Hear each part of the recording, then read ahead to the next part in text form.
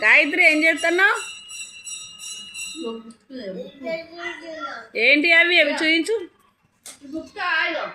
ఏంటి అవి? దానిమ్మలమ్మో, ఇవి ఎందుకు నాని?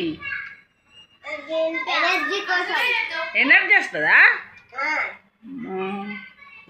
ఎనర్జీ వస్తే ఏం చేస్తారు?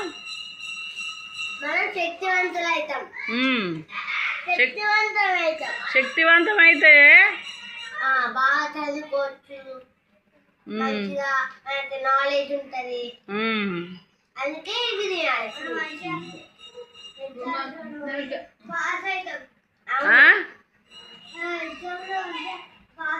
ఎగ్జామ్లో పాస్ అవుతారా? అమ్మో, జ్వరం రాదు మంచిగా కదా?